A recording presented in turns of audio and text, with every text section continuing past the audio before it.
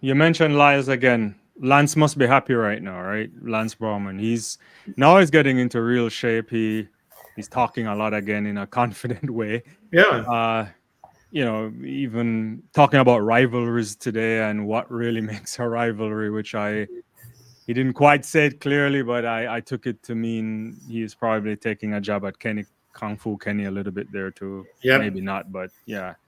But as you see it, you think he'll get on the podium?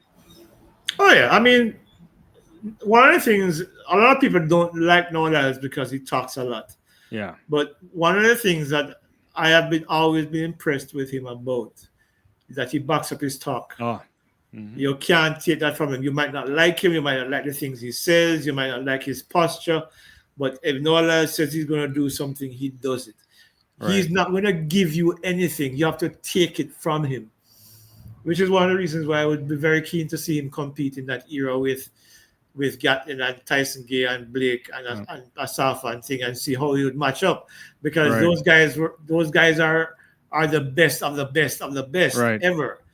So it was interesting to see him compete in that era. But he's in this era now, and clearly he's the Yeah. king of this era. Whether you like Yeah. him or not, he's king of Yeah. this era. He's Olympic champion. He's three-time world champion. He talks the game and he backs it up. I Right. think what we'll see from him tomorrow is an improved performance. I think what we will see from him tomorrow is somewhere in the region of if he runs Maybe 85 tomorrow, 9-8. I would yeah man, I think he'd probably run 985 or somewhere in that region tomorrow, if not faster. And I think he'll come in confident because I think one of the things that I do know about him, I do feel about him, is that he wants to get back at Oblique for beating him in London and beating him so convincingly. Mm. He would have looked at the areas of his race where he needs to improve because that's how he functions. Yeah.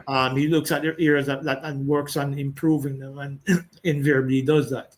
So tomorrow will be a test for him to see where he's at.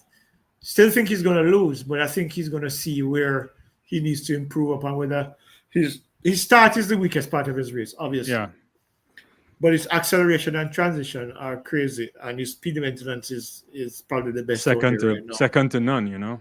Yeah. Yeah, so that's his weakness. So if he can go into that race and chase down an Oblique Seville and get closer to him than the last time they raced in London, maybe that will give him some confidence. Not definitely, but that will definitely give him some confidence in going into Tokyo because he does say it.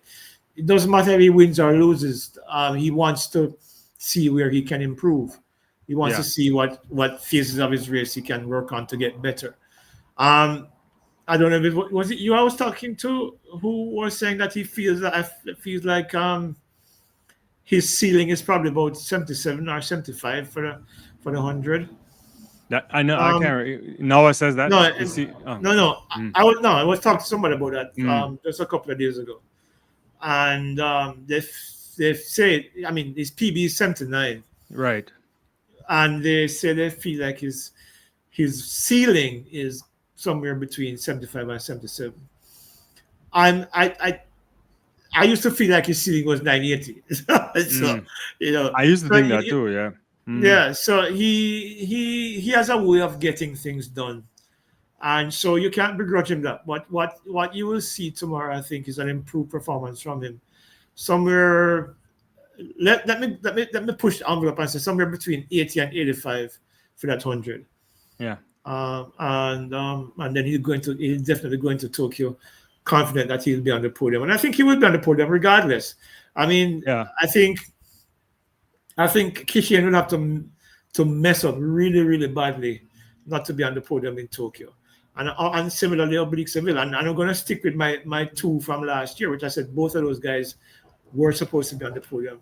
Only one was on the podium, but I think I'm still going to stick with it and go with it again. I said the two of them should be on the podium this year as well. So No, that's my I take. agree. The one thing about Lyles, and as you mentioned, people might say stuff about him because he talks a lot, and you also have to understand the context. I mean, in the States, he's vying for like recognition because he Mhm. feels he's accomplished so much, but no one really knows it, right? Because of Yeah, how the sport is situated in a struggling. 4-year Mhm. timeline, right? I mean, he's always delivered, except I guess for those two Olympic 200 titles, which will probably be a wild thing if he were to walk away from the sport, not having a Mm. 200-meter Olympic medal, a gold medal rather. Similar for Sharika Jackson, but that's another story. But if he runs what you said tomorrow at 9.8 and 9.85, anywhere there, even if he doesn't beat Oblique, he will come into the championship and believe that he will win. And I think the others will know this too. And that's the Yeah, biggest problem with Noah Lyles. I think I never like to make this kind of a connection, but we know because people might take it the wrong way.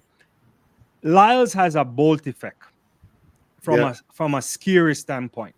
Hmm. You could be doing everything all season. You could be Justin Gatlin, you could be whoever.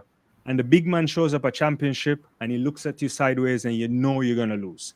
And this Yeah, is the kind of thing he's putting on some of these athletes. And that's why if you don't execute on that day, Kishane Thompson, you might be, he will walk away with you and he's going to rub it in your face. And yeah. you That's can't what he blame him. does, Yeah. and Mhm. that's what I like about him. The fact Mhm. that he talks the talk, Yeah. and then he gets into the head of the other guys, Yeah. and because they know he will back it up.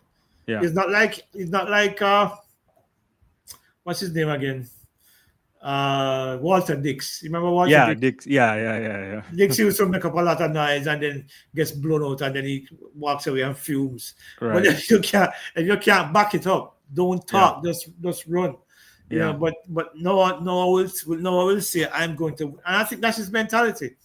I Yeah. think he goes into every race thinking I will win, not if I will win, but I will win, and Yeah. that's the difference between him and most of the other athletes he's up against. And I think Yeah. that is what makes a big difference because nobody could tell me last year that he was going to win that 100 in Paris. I, Yeah. I said it. I did not. In fact, I didn't even see him. I saw the most I saw him was third, Yeah. and he Yeah. wins the thing. So what are you going to do? I mean, the guy has COVID that runs 1970 what 200, Right. and and Kenny Anthony had to run virtual season best to win for Timbo. It was a personal best to Yeah. win that 200. So he finds a way to deliver, and it might be annoying to some people, but it's just what it is. I mean, he does what he does, and he talks the talk, he backs it up. He's like, it goes back to when Carl Lewis was running back in the day before Ben Johnson Yeah. came on the scene, Yeah. where you knew he was going to win. He didn't need to say anything. Everybody knew that Carl Lewis was going to win. Um, you know, And uh, he's coming late too. yeah, and he's coming late, always coming late, because he stands straight up out of the blocks and then runs. Exactly. Yeah. If it's one of the reasons I was surprised when Joe DeLoach won the 200 back Yeah. in In what in was it, in '88. 1988, yeah, Yeah. because Lewis had taken all four goals in 84, and Yeah. then in the 200, as much as I saw that DeLoach was a potential winner, I didn't see him beating Carl Lewis, but there you go. Yeah. But coming back now to Noah will just go out there and deliver. He has that thing. His DNA demands that he goes out there and wins. And if you don't have that kind of mentality, you probably won't beat him.